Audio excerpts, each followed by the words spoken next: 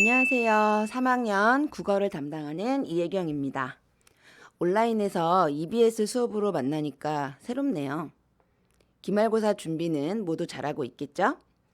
오늘 배울 디지털 침해 걱정할 일 아니다. 이 논설문도 시험 출제 대상이니까 열심히 수업을 잘 들어주세요.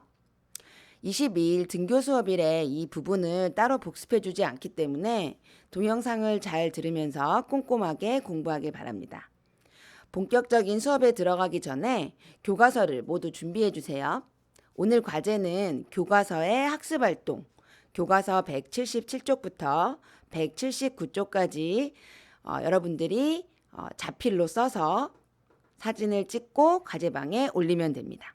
그러니까 교과서가 꼭 있어야 되겠죠? 없는 사람은 잠깐 멈추고 교과서 준비. 자, 준비됐죠? 교과서 173페이지를 펴주세요. 자, 이 단원의 학습 목표는 글에 사용된 논증 방법을 파악하며 읽을 수 있다입니다. 지난 시간에 온라인 클래스에서 논증 방법에 대한 설명 들으셨죠?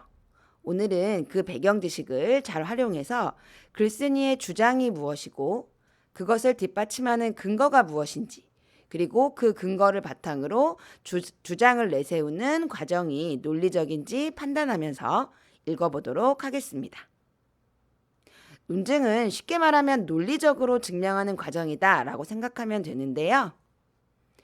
자, 다음 그림을 보시면 주장, 근거, 추론 이 개념으로 구성되어 있어요.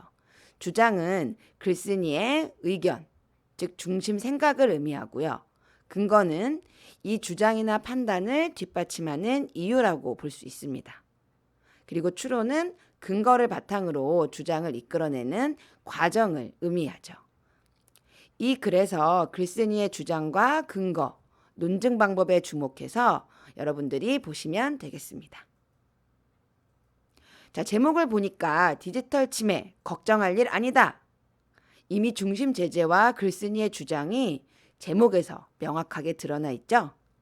중심 제재는 디지털 침해이고 주장은 디지털 침해에 대해 걱정할 일이 아니다. 라고 글쓴이의 주장을 드러내고 있습니다. 그럼 본격적으로 글을 살펴보겠습니다. 이 글은 주장하는 글이니까 논설문이고 크게 서론, 본론, 결론 세 부분으로 구성되어 있어요. 교과서에 미리 표시를 해볼까요? 서론은 가와 나가 해당되고 다부터 마는 본론, 반은 결론에 해당합니다. 글을 읽을 때 가장 중요한 것이 중심 의미를 파악하는 건데요. 이때 문단 단위로 하나의 중심 생각을 찾아야 합니다. 자, 디지털 침해 걱정할 일 아니다. 이제 본격적으로 선생님이 텍스트 설명을 할 건데 일단 가와 나부터 서론 부분부터 보도록 할게요. 자, 여러분들 가를 보시면 디지털 침해 또는 IT 건망증 이런 새로운 용어가 나왔죠. 그리고 그 앞을 보시면 이러한 현상은 이라고 나와 있어요. 그러면 이러한 현상이 무엇을 말하는지 앞에 설명이 나와 있겠죠. 자, 어떤 현상이냐? 여러분들이 전화번호를 잘 기억을 못하는 경우, 그리고 노래방 기계가 없으면 애창곡 하나 부를 수 없는 경우, 그리고 간단한 계산도 잘 못하고, 내비게이션이 없으면 길도 찾을 수 없고, 그리고 가족의 생일과 같은 단순한 정보도 기억하지 못하는 굉장히 다양한 사례를 제시하고 있어요. 다양한 예시를 들고 있죠. 더 다양한 예시를 들어서 과연 디지털 침해가 무엇이냐라는 개념을 여러분들에게 설명하고 있습니다. 이것이 주는 효과는 독자들의 관심을 환기하고 있다. 독자들이 좀 더 자신의 일상에 접목을 시켜서 관심을 가지고 주목할 수 있게 만든다라는 의미겠죠. 관심을 환기한다.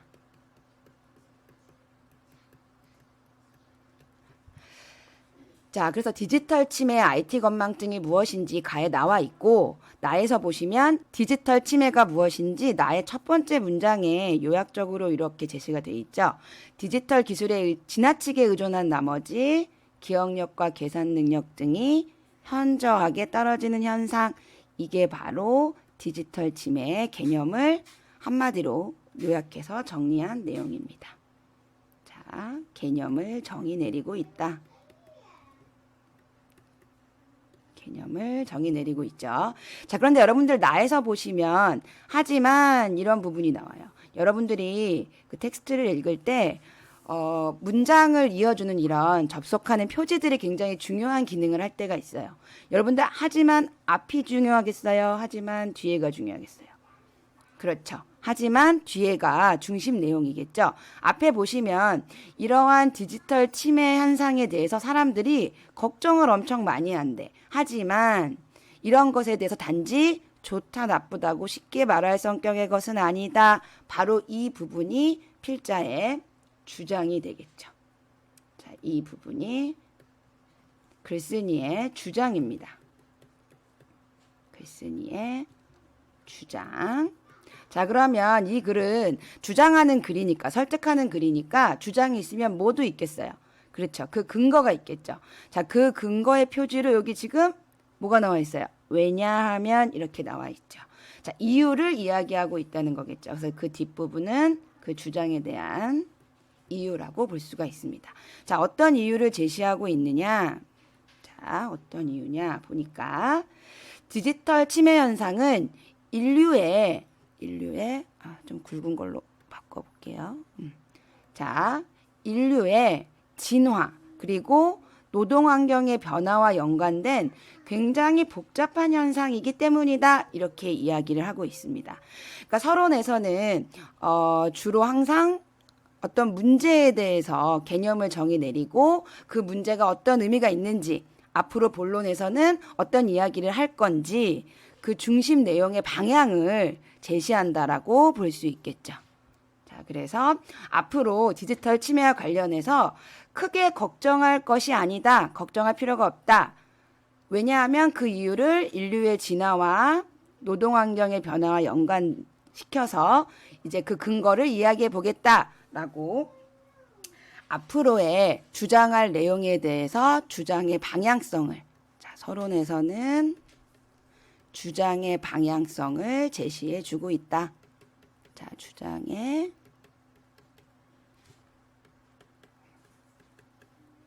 라고 할 수가 있겠습니다. 자, 이제 본격적으로 본론 달을 보도록 할게요. 자, 먼저 프랑스의 철학자 미셸 세르의 저서. 자, 여기다 밑줄 그으시고. 자, 이 사람이 쓴 책 호미네상에 보면 새로운 기술들은 우리에게 무엇을 가져다 주는가라는 강연 내용에 인류 진화 과정에 관한 흥미로운 내용이 있다. 이를 요약하면 그러니까 다에서는 주된 서술 방식으로 뭘 사용한다는 걸 알 수 있어요? 그죠? 일단 전문가의 말을 전문가의 견해를 인용하고 있어요. 그리고 이를 요약해서 서술한다고 이야기하고 있죠. 그래서 이런 전문가의 견해를 인용했을 때에는 당연히 자신의 주장의 신뢰성을 높일 수가 있습니다. 그래서 설득력을 높일 수가 있겠죠. 설득력을 키울 수 있다. 자, 그러면 어떤 내용인지 구체적으로 한번 살펴보도록 할게요. 자, 여러분들이 본문을 보시면 크게 네 부분으로 나누어져 있어요. 이 프랑스 철학자 미셸 셀의 내용을 요약한 것이 크게 네 가지로 요약할 네 가지로 구분되어 있는데, 자, 선생님이 이것을 A, B, C, D로 일단 구분을 해놓고 설명을 하도록 할게요. 자, A를 보시면 직립 원인으로 진화하는 과정에서 인류는 손을 도구로 사용하게 되었고, 그죠? 인류의 진화 과정에 대한 이야기가 나와요. 그렇게 됐을 때 물건을 무는 데 쓰였던 입의 기능은 퇴화를 했어요. 자, 입의 기능이 퇴화했대요. 대신에 말하는 기능은 획득을 했다. 라고 나오죠. 획득을 했다. 자, B도 한번 볼까요? B를 보시면 문자와 인쇄술이 발명되었어요. 역시 이것도 뭐로 볼 수 있겠어요? 인류의 진화 과정이라고 볼 수가 있죠. 자, 그랬더니 호메로스의 서사시를 암송할 수 있는 수준의 기억력은 상실했다 이렇게 나오죠. 그리고 기억이 압박에서 해방돼서 새로운 지식 생산과 같은 일의 능력을 활용하게 되었다라는 내용이 나옵니다. 자, 그 다음에 C를 보시면 오늘날 휴먼 인터페이스로 인해 휴먼 인터페이스가 나오죠. 그죠? 이게 진화 과정일 거고요. 이로 인해서 기억력과 계산력 등이 역시 약화되었다는 얘기가 나오죠. 그리고 정보를 통제하고 관리하며 지식을 창조하는 능력은 향상되었다는 얘기가 나와요. 자, 선생님이 지금 ABC를 설명하면서 계속 1, 2, 3, 1, 2, 3 이렇게 표시를 했는데 여러분들 공통점을 좀 발견을 했나요? 여러분들은 벌써 발견했을 거라고 봐요. 자, 잘 보시면 A하고 B하고 C에서 인류 진화 과정에 대한 예시들이 나오고 있어요. 첫 번째는 손을 도구로 사용했을 때 예시가 나오는데 그 변화 과정에서 즉 1번은 다 뭐에 해당한다? 인류의 진화 과정과 관련이 있죠. 인류의 진화 과정. 그죠? 인류의 진화 과정들이 ABC에 다 공통적으로 나와요. 그런데 그때마다 어떤 하나의 기능은 어떻게 되고 퇴화되고 뭐 혹은 상실되고 없어지고 다른 한 기능은 어떻게 되죠? 이게 2번에 나오는 내용이죠. 자, 3번에는 뭐가 나와요? 그렇죠. 다른 능력이 생깁니다. 획득하게 돼요. 이게 ABC에 다 공통적으로 나와 있어요. 구체적인 사례들을 통해서. 그죠? 자, 이를 통해 알 수 있는 게 뭐냐? 바로 뒤에 나와 있는 거죠. 인류의 진화 과정과 역사를 돌아볼 때, 즉 ABC에서 공통적으로 보니 인류의 진화 과정과 역사를 돌아볼 때 인간은 뭔가를 상실하는 능력이 있으면 동시에 얻게 되는 능력도 있다. 즉 뒤에서 따라서 뭐예요? 인간은 상실하는 능력이 있으면 뭐 하는 것도 있다? 얻게 되는, 획득하게 되는 능력도 있다. 또 있다라는 무엇을 이야기하고 있어요? 일반적인 결론을 이끌어내고 있어요. 일반적인 결론. 자, 일반적인 결론을 이끌어내고 있다. 즉, 이 구체적인 사례를 통해서 일반적인 결론을 이끌어내는 것, 이것이 바로 어떤 논증 방법이다? 귀납에 해당합니다. 그래서 여러분들이 달을 잘 보시면 주된 서술 방식으로 전문가의 견해를 인용해서 신뢰성을 높이기도 했고요. 귀납법을 사용해서 논리적인 논증 관계를 더 설득력 있게 이야기하고 있습니다. 자, 이러한 관점으로 볼 때 디지털 기술은 인간의 기억력, 계산력은 약화됐지만 그보다 뭐를 키워줬다? 창조적인 능력을 향상한 것이라고 볼 수 있다. 그러므로 얘들아, 그러므로 나왔죠? 이것도 중요한 표지가 되겠죠. 결론을 내세우고 있어요. 결론으로 디지털 침해 현상은 인간 진화의 양상으로 볼 수 있지 않겠는가? 인간 진화의 양상으로 볼 수 있다, 없다? 있다라고 강조하고 있는 서리법이 쓰였죠. 그래서 인간 진화의 양상으로 볼 수 있다라고 자신의 주장을 한 번 더 강조하고 있습니다. 그리고 참고로 여러분들이 휴먼 인터페이스가 뭔가요, 선생님? 궁금할 수 있죠. 휴먼 인터페이스는 자판을 이용하지 않고 말이나 촉각을 사용해서 컴퓨터에 정보를 입력하는 기술을 의미합니다. 자, 그 다음 라로 넘어가 볼게요. 자, 다음으로 라를 봅시다. 라는 두 개의 문단으로 되어 있는데 첫 번째 문단에서는 자, 보시면 현대의 노동 환경을 생각해 보자라고 나와 있어요. 자, 현대 노동 환경은 어떤 특징을 가지고 있느냐? 훨씬 더 복잡해졌고 제공되는 정보의 양이 너무나 많다라고 나와 있죠. 정보의 양이 너무 많아요. 그리고 상대해야 하는 사람의 수도 너무 많아요. 또 실시간으로 심지어 이 많은 정보와 사람들을 상대해야 합니다. 즉 1, 2, 3에 해당하는 것이 바로 뭐예요? 현대의 노동 환경인 거죠. 그죠? 그래서 두 번째 문단에 보시면 이러한 노동 환경을 무엇이라고 빗대어서 얘기하고 있냐면 여러분들이 좀 잘 보셔야 되는데요. 끊임없는 작은 집중의 시대에 살고 있다 라고 표현을 하고 있습니다. 자, 끊임없는 작은 집중의 시대가 어떤 의미를 가지고 있을까요? 선생님 아까 앞에서 라의 첫 번째 문단에 정보의 양이 너무 많고 그죠? 사람 수도 많고 실시간으로 상대해야 돼요. 그러면 깊이 있게 심층적으로 긴 호흡으로 일에 집중하는 것이 쉬운 환경일까요? 지금의 노동 환경이 아니라는 거죠. 바로 끊임없이 짧게 계속해서 집중해야 되는 시대라는 특징을 이야기하고 있습니다. 즉 끊임없는 작은 집중의 시대란 뜻은 그때그때 짧게 집중하고 계속해서 다른 일을 해야 하는 시대라는 것을 의미합니다.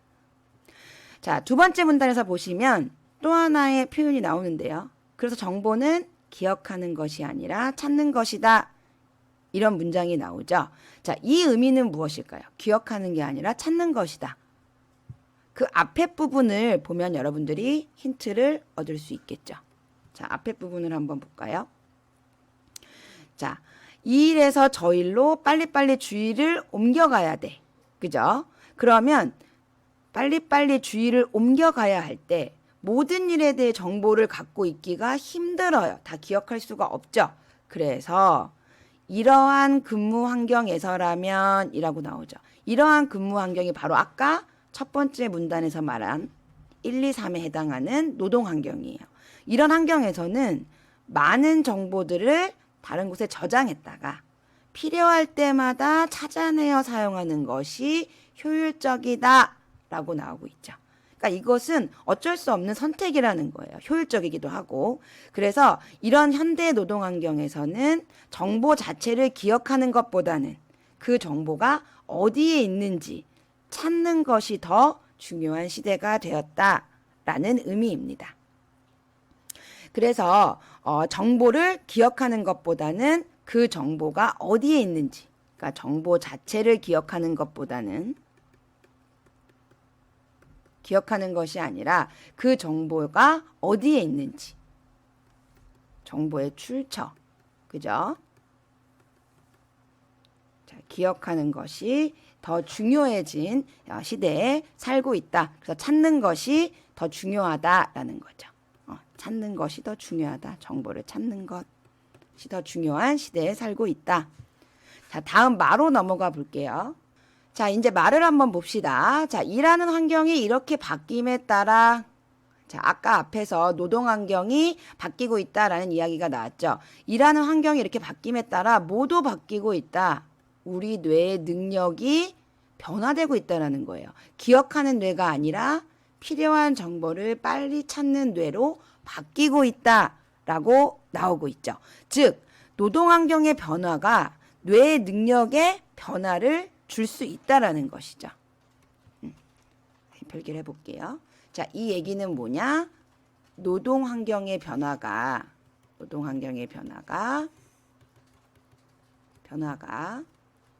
자, 뇌의 능력에도 영향을 준다라는 이야기입니다. 뇌의 능력에 변화를 줄 수 있다. 자, 그래서 그 다음을 보시면 자신이 알고 있는 몇몇 정보보다 다른 사람이 갖고 있는 모든 정보를 모아놓은 것이 정보로서 더 가치가 있고 자신만의 정보를 기억하는 것보다 이것을 모아낸 능력이 찾는 능력이 훨씬 중요하게 여겨지는 사회로 바뀌고 있다라고 그 정보를 찾는 능력이 굉장히 중요하다는 걸 한 번 더 강조하고 있어요. 뇌의 능력과 연관이 되어서. 자, 그 다음에 중간에 보시면, 자, 얘들아, 어떤 사람들은 디지털 기술 의존 현상이 결국 기억 능력을 크게 떨어뜨려서 퇴보하게 할 것이다. 이 부분 글쓴이의 생각인가요? 아니죠. 누군가가 글쓴이가 지금까지 한 주장에 대해 이렇게 반박할 수 있다는 것을 예상하고 있죠.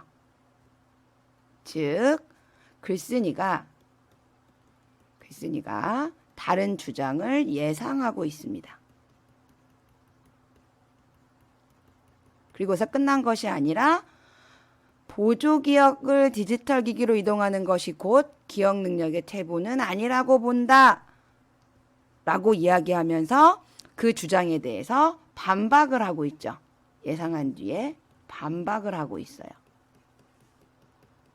자, 반박하는 주장이 있으니까 당연히 이 주장을 뒷받칠 만한 근거가 있어야 되겠죠. 그래서 글쓴이는 바로 보조기억을 디지털 기기로 이동하는 것이 기억 능력의 퇴보는 아니라고 본다. 그 근거로 정보를 어디서 찾을 수 있는가? 여기 보시면 자, 정보를 어디서 찾을 수 있는가에 대한 정보도 기억이 돼야 하고, 앞으로는 정보 자체의 기억보다는 이런 정보를 어디서 찾을 수 있는지 원천이나 방법에 대한 기억이 더욱 중요해질 것이기 때문이다 라고 자신이 반박한 내용에 대한 근거를 제시하고 있습니다. 그 이유를 제시하고 있어서 타당성을 높이고 있죠. 즉, 기억해야 할 정보의 성격이 달라질 것이다 라고 이야기하는 거예요. 그러니까 정보 자체보다도 그것을 찾는 방법이나 원천, 기억해야 할 정보의 성격이 달라졌다라는 것을 강조하고 있습니다. 자, 이제 마지막 결론 바를 봅시다. 자, 바에서 보시면 자, 요컨대 얘들아, 요컨대 뜻이 뭐예요? 그렇죠. 요약하건대 라는 의미를 가지고 있죠. 즉, 바에서는 우리가 지금 본론이 끝나고 결론 부분이잖아요. 그래서 이제 요약하고 정리하겠다라는 표지가 쓰였죠. 자, 그럼 어떻게 내용을 정리하고 있는지 한번 보도록 합시다. 디지털 기술 의존 현상은 인간의 진화와 문명의 진정 과정에서 늘 존재해왔던 기존의 기술 의존 현상과 다를 바가 없다. 이 부분이 어디에 나와 있던 내용이죠? 그렇죠. 다에서 그 프랑스의 철학자 미셀 셰르가 얘기했던 내용, 요약했던 다의 내용을 요약하고 정리한 부분입니다. 그죠? 자, 그 다음 줄 보시면 방대한 정보 처리와 효율적인 업무 처리, 근무 환경에 대해서 얘기했던 것은 라와 마였죠. 이러한 현대 사회의 환경에 적응하려면 어쩔 수 없는 선택이다. 그리고 오히려 그로 인해서 우리는 기억의 압박에서 벗어나서 창조적인 새로운 능력을 갖게 되었다. 이 부분이 라와 마, 그죠? 라와 마의 이렇게 할까요? 라와 마의 내용을 요약하고 정리한 부분입니다. 자, 그러면서 이제 마지막으로 그러니 디지털 치매는 이상한 종류의 병이 아니라는 거죠. 걱정하지 말고 이것은 인간 진화의 자연스러운 양상이고 미래형 인간을 향한 진보의 결과다라고 자신의 주장을 한 번 더 강조하고 있습니다. 자신의 주장을 한 번 더 강조하면서 자, 마무리하고 있죠. 그래서 자, 바에서는 마지막 결론이니까 앞에서 본론에서 나왔던 내용을 요약 정리하고 그렇죠. 자, 요약 정리하고 자신의 주장을 한 번 더 강조하면서 마무리를 하고 있다. 이렇게 여러분들이 텍스트 내용을 살펴볼 수 있습니다. 자, 여기까지 이 글의 구조와 내용을 정리해 보았는데요. 선생님도 이 글을 읽으면서 자신을 한번 돌아봤어요. 나도 디지털 치매가 맞는 것 같은데 여러분은 어땠나요? 물론 기억력은 상실하고 아직 창의력을 획득하지 못했다는 게 함정입니다만. 자, 그러면 빨리 학습 활동으로 넘어가도록 할게요. 자, 교과서 177쪽입니다. 여기서부터는 오후 과제에 해당하니까 선생님 수업을 잘 따라오면서 교과서에 답을 적고 사진을 찰칵 찍어서 과제방에 올리시면 되겠습니다. 자, 1번. 이 글의 화제인 디지털 치매 현상이 무엇인지 정리해 봅시다. 자, 이건 글의 어느 부분을 보면 될까요? 맞아요. 다양한 예시를 들어 개념을 설명한 부분이 있었죠. 가의 끝 부분과 나의 첫 줄을 보면 디지털 치매 현상의 개념 정의가 나와 있습니다. 자, 다음 2번. 디지털 치매 현상과 관련하여 일반적으로 문제 제기된 사항과 그에 관한 글쓴이의 생각을 파악해 봅시다. 여러분, 문제 제기는 어디에서 했죠? 서론 부분에서 문제 제기를 하고 글을 쓴 동기를 밝힌다고 했었죠? 바로 나 문단에 있습니다. 그리고 글쓴이의 생각은 결론 부분을 보면 확실하죠. 바 문단의 끝에서 세 번째 줄을 보시죠. 디지털 치매는 인간 진화의 자연스러운 양상이다. 나오죠? 다음 3번. 이 글에 나오는 다음 구절의 의미를 설명해 보자. 자, 여러분들이 교과서를 보시면 두 개의 상황과 구절이 나오는데요. 자, 첫 번째 구절을 먼저 볼게요. 문자와 인쇄술이 발명되면서 인간은 호메로스의 서사시를 암송할 수준의 기억력을 상실했지만 기억의 압박에서 해방되어 새로운 지식 생산과 같은 일에 능력을 활용하게 되었다. 자, 이 부분 어디에 나왔었죠? 맞습니다. 본론 다에서 두 번째 사례에 나오죠. 호메로스의 서사시를 암송할 수준의 기억력은 문자와 인쇄술이 발명되기 전까지는 아주 중요한 능력이었겠죠. 사람들은 암기가 아니면 정보를 가지고 있을 수단, 방법이 없었을 테니까요. 그런데 문자와 책에 접근하기 쉬워진 시대에는 굳이 암기할 필요가 있을까요? 언제든 책을 꺼내보면 되겠죠. 그만큼 기억을 해야 한다라는 수고로움, 압박에서 벗어나게 된 거죠. 그러면 암기에 쓸 에너지와 시간을 이제 어디에 쓸 수 있겠어요? 맞아요. 새로운 지식을 만드는 창조적인 일에 더 쓸 수 있게 되었다는 거죠. 그래서 앞에서 상실한 게 있으면 얻는 게 있다, 이런 말이 나오게 된 겁니다.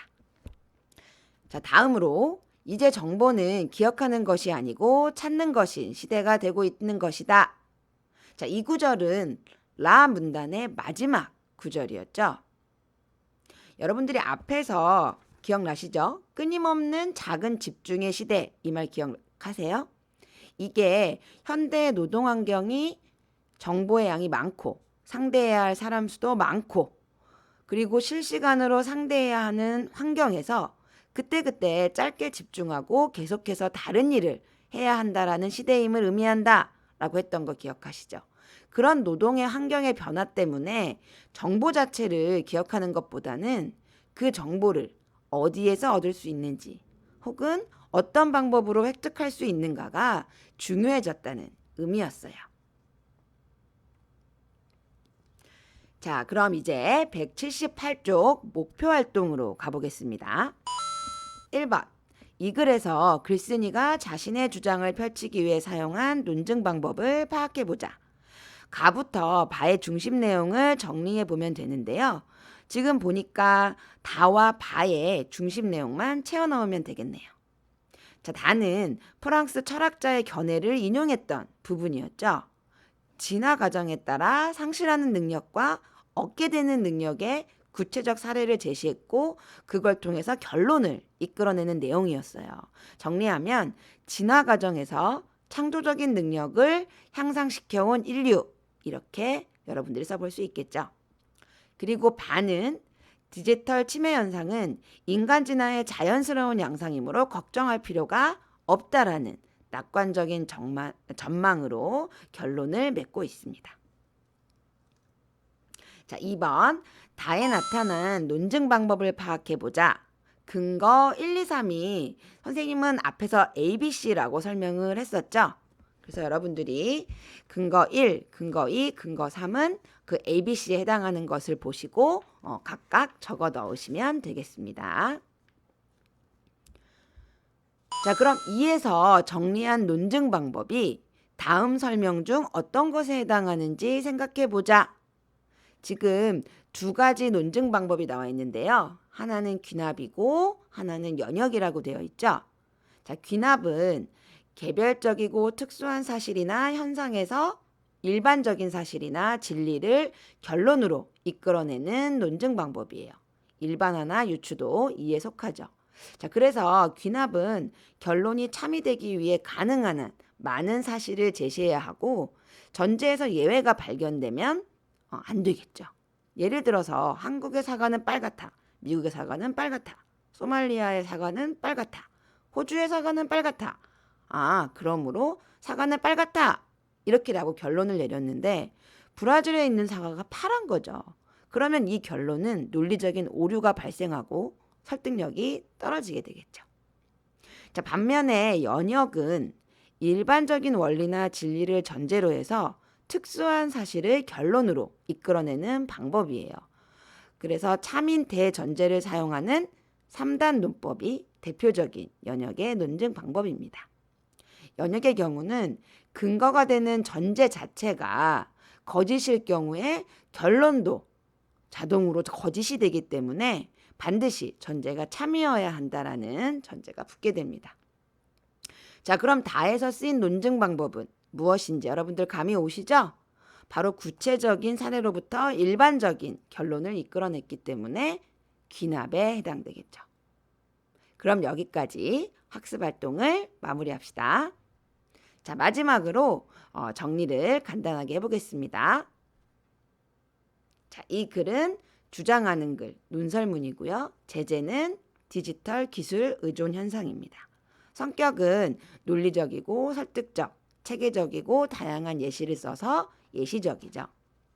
자, 주제는 디지털 기술 의존 현상은 인간 진화의 자연스러운 양상이기 때문에 걱정하지 말고 미래형 인간을 향한 진보의 결과로 수용하자, 이런 주제를 담고 있습니다. 주된 특징으로는 디지털 침해의 사례를 통해 독자의 주의를 주목시키고 있죠. 환기시키고 있다. 그리고 귀납 논증을 사용해서 디지털 침해는 인간 진화의 양상이라는 주장을 펼치고 있습니다. 자, 이 논설문은 1학기 지필평가에 출제되는 단원입니다. 등교 수업일이 많지 않아서 학교에서 수업을 해줄 수 없는 상황이라서 선생님이 이렇게 열심히 동영상 만들었으니까 두세 번씩 보시면서 열공하길 바랄게요. 선생님이 오늘 한 수업은 디지털 침해 이 개념 자체를 가르친 게 아니에요. 즉, 내용을 암기하시면 안 됩니다.